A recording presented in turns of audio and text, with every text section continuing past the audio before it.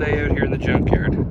Well, actually not so much, but at least it's not snowing. And what we're checking out today is an 89 Chrysler Landau Mark Cross Edition.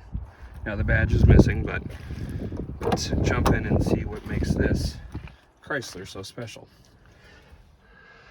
So the Mark Cross Edition was actually a leather package available on Chrysler models throughout the 80s and early 90s. Mark Cross was a company that made leather goods such as luggage and wallets. And in the 80s and 90s, they used that branding of theirs to kind of move these Chryslers further upscale. Now, basically, these cars were fully loaded, including this premium pillowed leather seats you see here with the emboss and the headrest. And some of them even had badging in the door panels, depending on the model. This particular car was sold under a couple of names, Fifth Avenue being one of them, if you remember that. It's kind of confusing. Chrysler had at one point 3 models in the 80s, known as the New Yorker, but all 3 were completely different cars. But these cars were quite something else in their day, believe it or not.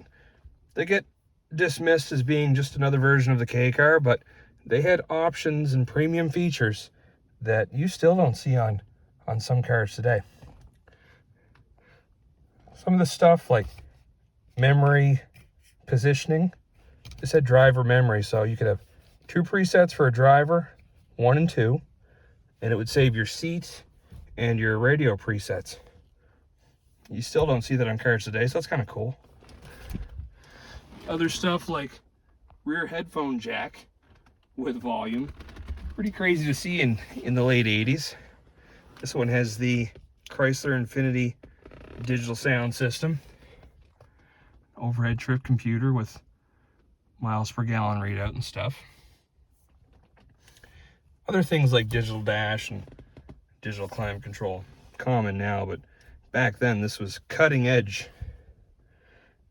And the attention to detail, believe it or not, was rather interesting. They really took their time to make this feel like a luxury car, even though it was still a front-wheel drive K-based car. Things like velvet lined or velvet covered C pillars and D pillars.